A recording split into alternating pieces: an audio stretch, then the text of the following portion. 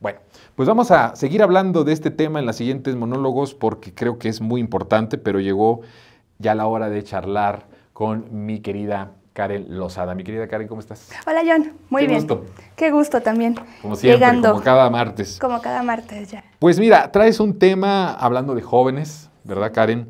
Estaba yo hablando sobre lo abrumador del respaldo que tiene el presidente con los jóvenes. De 18 a 24 años, 89%. Estoy muy emocionado por estas cifras. 89% en una encuesta que se hizo hace unos días de Mendoza, Blanco y Asociados. De 25 a 34 años, 81%.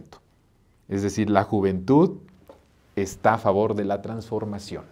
Y eso es algo que a nosotros nos pone muy felices y a ellos los pone muy rabiosos. Y justo de un poco de la rabia es de lo que vienes a hablarnos de la derecha, querida Karen. Y también eso me pone muy feliz porque las narrativas de violencia que se han generado no les han funcionado. Claro. Da cuenta de ello, ¿no? Sí, sin duda. Sí. Pero sí, yo quería hoy platicar de un tema que es importante porque creo que en este último periodo y en lo que viene del siguiente paso de la transformación, vamos a verlo cada vez más recurrente, que es la extrema violencia, el ambiente que se genera o que busca generar esta oposición, tanto desde las élites económicas como de los grupos de comunicación, los medios de comunicación corporativos, para desestabilizar este gobierno que se llegó y que se logró de manera democrática. Y para ello me voy a basar en algo que seguramente tú ya conoces, pero que algunos de nuestros compañeros y compañeras de nuestra audiencia hermosa no ubica, que es el tema de los golpes blandos. Sí. El golpe blando que lo plantea justamente uno de los ideólogos de la derecha estadounidense, que es Gene Sharp. Gene Sharp, que es autor de un manual inclusive de cómo hacer un golpe blando, y es lo que estamos viviendo hoy en nuestro país. No les ha salido, no les ha resultado. Si quieres ahorita podemos ir paso por paso porque este manual sí tiene 5 pasos que ya se han aplicado en diferentes países, no solo en Latinoamérica, sino en algunos países del Medio Oriente, por ejemplo, y que les han resultado en gran parte, y ellos dicen, o Gene Sharp dice que es un manual para evitar la violencia, pero sí utiliza la violencia. Los golpes blandos utilizan la violencia desde otras aristas y se hacen valer de ella, aunque no sea directamente, ¿no? No es el tradicional que conocíamos, por ejemplo, en los 70s con Pinochet. Sí. Que sí era un uso por parte del ejército, de la violencia en contra de la población. Sí, de violencia incluso militar, ¿no? Inclusive, sí, se daban dictaduras tremendas, muy fuertes, muy agresivas, con mucha tortura, con mucha represión y que dejaron legados catastróficos para las generaciones que lograron romper con estas dictaduras. Es diferente ahora, pero no por ello, aunque ellos digan que no se utilice la violencia, deja de ser un factor fundamental. Hay que entrarle ya al tema. Tú hablabas de cinco, ¿qué? Son 5 puntos que da este ideólogo gringo para realizar un golpe blando contra lo que ellos dicen que es un gobierno autoritario. Sí, populista autoritario. Populista autoritario, es la paradoja, ¿no? Que buscan derrocar e instaurar la democracia. De hecho, su libro se llama así, bueno, este manual se llama La defensa de la libertad y la democracia. Y bueno, pues vamos a empezar con el primero, que es el ablandamiento. Él dice que para empezar a derrocar un gobierno democrático, autoritario, el primer paso que se tiene es el ablandamiento. ¿Qué es el ablandamiento? Bueno, quiero que lo vayamos viendo con ejemplos en nuestro país, porque sí se está intentando. En este caso, lo que se utiliza es que se generan estas grandes narrativas del día a día en la que se busca dar un panorama catastrófico de la realidad. En México lo vimos desde que el presidente resultó electo. Ni siquiera había tomado la posesión y ya estaba este ablandamiento, esta embestida por parte de la derecha en la que se decía: Chumel, ¿qué decía Chumel, por ejemplo? Sí. El dólar se va a ir por los cielos, va a haber un desabasto, vamos a ir directitos a convertirnos en Venezuela.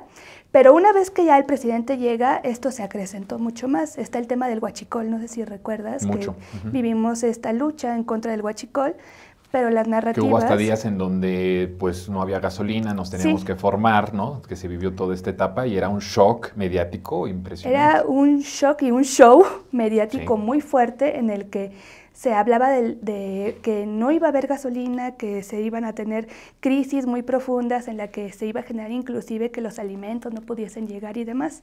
En la pandemia también vimos una embestida muy fuerte que buscaba justamente ablandar, es decir, generar narrativas que se quedasen impregnadas en las personas en las que todo está mal, hay crisis, vivimos el peor momento del país.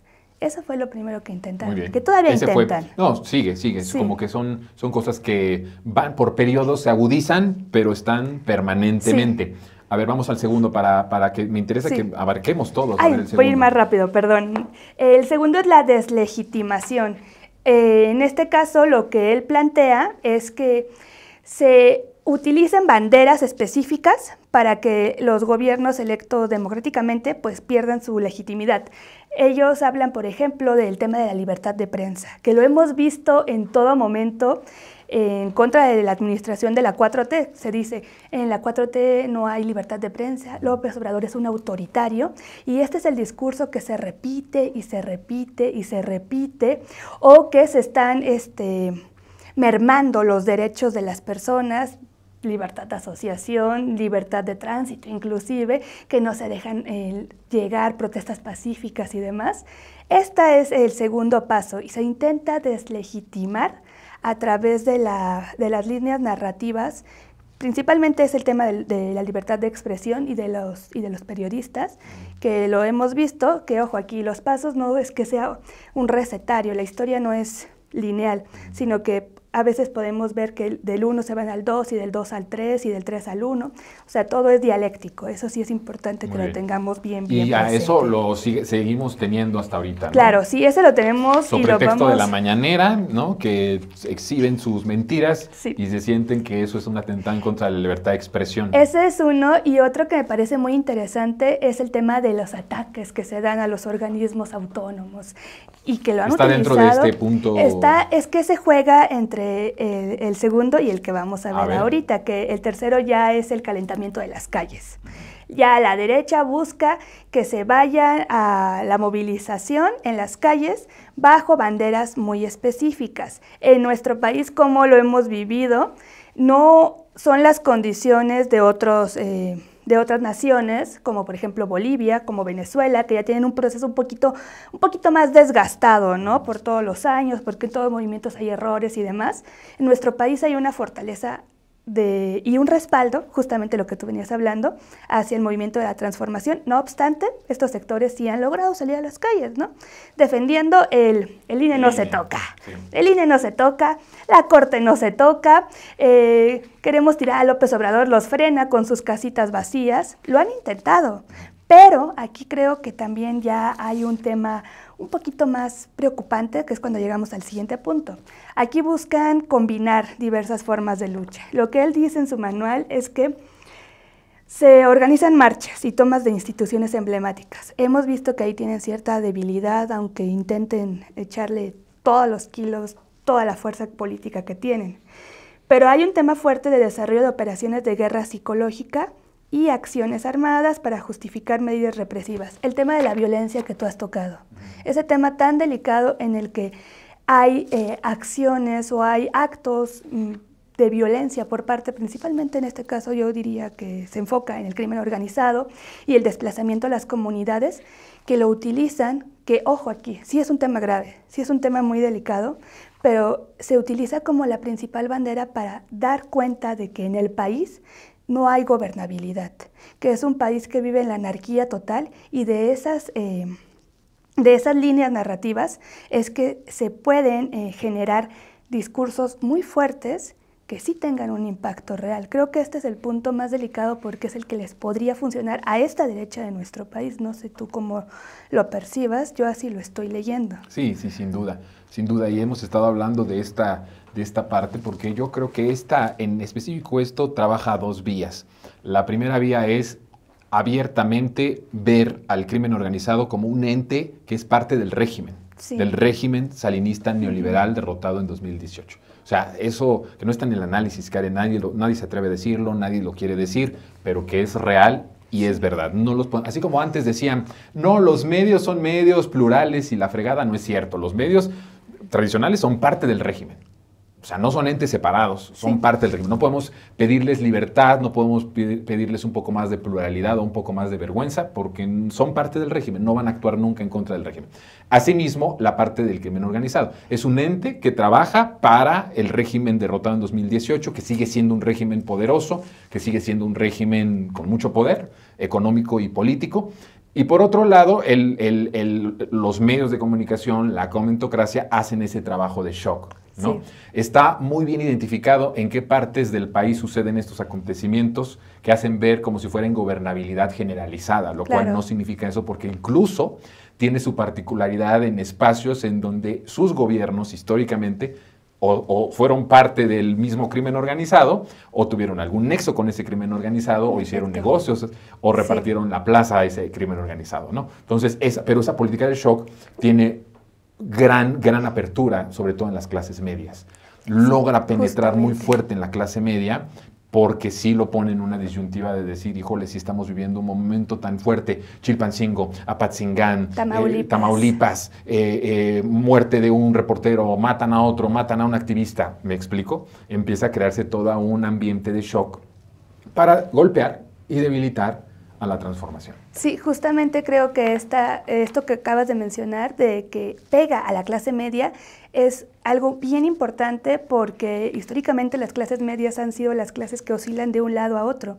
Y todas estas políticas y estos manuales que generan desde la derecha, la extrema derecha, para lograr golpes blandos en gobiernos democráticos y populares, que ojo, eso es muy importante. Puede haber gobiernos democráticos pero no populares, claro, o gobiernos democráticos del bloque opositor, claro que pueden existir.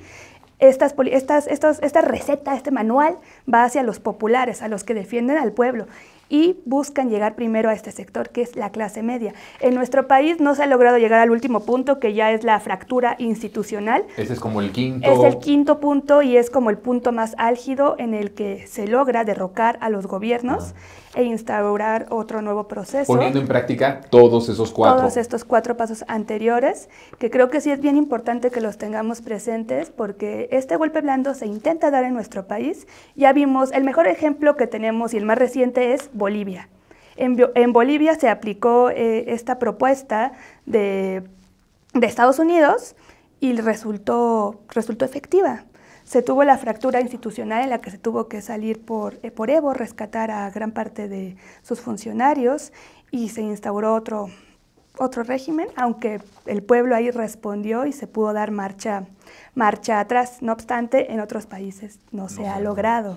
Y esto sí resulta importantísimo porque si bien en este momento se tiene un respaldo muy fuerte hacia el presidente, hacia las políticas de la transformación, no sabemos si esta fuerza, esta cohesión social, este pacto social que se ha logrado y que es efectivo, siga en los próximos años, o si la oposición espere, como en otros países, en otras experiencias, sea paciente y en un momento en el que haya cierta debilidad, si le resulte efectivo. Creo que hay que tener mucha precaución de cuál es la lógica que a la que le está apostando la derecha, y sobre todo las consecuencias, ¿no?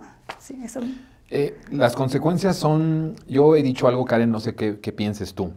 Sobre todo me gusta mucho que siempre cuando estamos contigo hablamos como de nuestra referencia latinoamericana, ¿no? Sí. No solo porque somos latinoamericanistas, porque profesamos el amor a la patria grande, sino porque creo que es nuestro espejo inmediato, por las condiciones geográficas, demográficas, históricas, ¿no? Claro, cada país tiene su particularidad, pero yo siempre he dicho algo, que tomando en cuenta la historia de estas naciones, que a través de una revolución, cada uno tiene su propia manera, ¿no? Aquí es una transformación, en otros países se llama la revolución bolivariana, por ejemplo, en el caso de Venezuela, pero siempre que sucede eso, que llega el poder popular al poder ejecutivo nada más, porque no llega otro, es el poder ejecutivo, no es que abarques todo el poder. sucede que cuando la derecha arrebata, sus garras logran arrebatar con este manual, paso a paso, esto que nos acabas de decir, logra arrebatar y se culmina en ese quinto paso, ese quinto punto. Regresar ya es casi poco probable. O si regresas, regresas muy light. Sí, Brasil es un ejemplo. Brasil tuvo un auge importantísimo en donde Lula saca de la pobreza literalmente a su pueblo, sí, hace una reforma impresionante de vivienda con su programa Hambre Cero, es inédito lo que hace Lula. Pasa después con Dilma, hacen justo este manual, se lo aplican a Dilma, entra Bolsonaro al poder, y ahora que vuelve Lula, ya muy acotado, incluso dentro de sus propios funcionarios, personas de la extrema derecha, que hoy están en un gobierno progresista. Entonces, ¿qué es lo que planteamos y tenemos que plantear? Y es esperanzador lo de los jóvenes, pero no por eso vamos a tener que bajar la guardia. Si México de nuevo en algún momento, no en 2024, pensemos 2030, 2036, logra la derecha arrebatarnos el país al poder popular, eso sería, para México, sería peor. Sería el escenario más catastrófico de la historia. Ya no podríamos, creo yo, no podríamos regresar en las próximas generaciones de nuevo la transformación al país. De ese nivel te estoy hablando, de peligroso que es que nos arrebataran en los próximos sexenios la transformación o la representación popular. O sea, la historia nos lo dice, en todos lados. Después de Chávez nunca volvió a ser la misma la revolución, ¿sí? Por lo que representaba Chávez. Después de Evo tampoco, después en Ecuador tampoco fue lo mismo, ¿me explico? Y entonces esto significa que sí tenemos que poner atención en esto, porque el regreso de la derecha sería un regreso mucho más rabioso. Irían por todo y por todos. A mí me gusta mucho una entrevista que se le hizo al director del Canal 6 de Julio, que hizo un documental sobre este tema. Se le preguntó... Muy bueno el documental, sí, sí, es muy bueno. Hay que verlo. Se le preguntó desde la jornada, si no es un gobierno radical, ¿por qué habría la intención de derrocarlo? Y él dice, estamos hablando de una derecha y un capitalismo que no toleran ninguna intervención frente al mercado. No toleran que nadie se salga del modelo, ni siquiera lo poco o no tan poco que está haciendo López Obrador. Me parece que ahí está la respuesta. Esta derecha, esta oposición, representa lo más caduco de las instituciones del pasado, y cualquier reforma, por mínima que sea, lo toman como una afrenta a todos los privilegios, a todas las situaciones en las que estaban ellos acostumbrados a vivir, y no permiten que se avance ni siquiera un poco. Creo que por eso es importante que estos temas se toquen, se debatan, se hablan, justamente porque la tarea es no permitir que la derecha en nuestro país, específicamente en nuestro país, por las condiciones particulares, regrese. Sí. Se tornaría en una tragedia. Sería como ya de consecuencias que no podríamos calcular ahorita, ¿sí? Son consecuencias catastróficas. Ahí sí hablo de ser catastrófico porque conozco la historia latinoamericana y serían terrible para el país. Pero a ver, en 2 minutitos, tus conclusiones, Karen, de algo que yo no te haya preguntado, pero que quieras afianzar en esta excelente charla que nos traes este martes. Sí, perdónenos, ahora sí no fueron temas tan coyunturales, pero son importantes. Esto creo que sí es coyuntural, ¿eh? Sí, ¿verdad? Como tú, claro, sí, claro, pero no, porque esto lo están llevando a cabo todos los días, ¿no? Esto lo están llevando a cabo todos los días y a veces no dimensionamos la fragilidad que tiene el movimiento pese a su fortaleza. Creo, a modo de conclusión, yo cierro, la tarea justamente es buscar mecanismos para fortalecer, ya sean espacios en medios de comunicación, creación de nuevos medios de comunicación y también espacios dentro de la organización de la gente, la organización popular, para que no se permita que esta derecha logre avanzar y logre consolidar lo que quiere, que es una fractura institucional, una ruptura entre el pueblo y el gobierno, en este caso la 4T y el pueblo, separar al pueblo de la 4T y que ellos regresen con más fortaleza. Sería una tragedia para nuestro país, peor que la que vivimos en la época oscurísima de Felipe Calderón.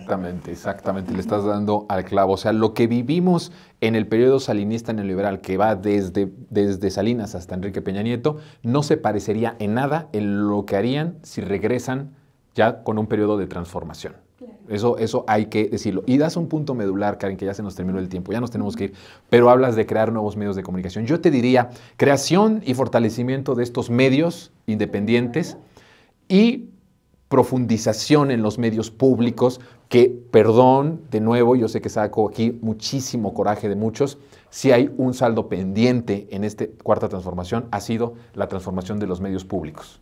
Y debe de estar en la agenda, ¿eh? Eso es importantísimo. Para las corcholatas, la agenda de los medios públicos, hay que insistir en eso. Una ley muy fuerte. Ya no vamos a tener a López Obrador en la mañanera. No. Necesitamos medios públicos fuertes y medios independientes como este, vigorosos.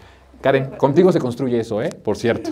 Quiero decirte que tú eres ese relevo generacional que traes eso, esa frescura y esa libertad. No, vas a ver por favor, que sí. ¿qué me haces, Jonathan? Vas a ver que sí, así lo digo. El tiempo se nos terminó. Gracias, Karen. Gracias a nuestra audiencia resentida. Nosotros el tiempo se nos terminó. Estuvo muy bueno el programa de hoy, pero mañana los veo desde casita, mañana miércoles, 3 de la tarde en Sin Censura. Que esté bien.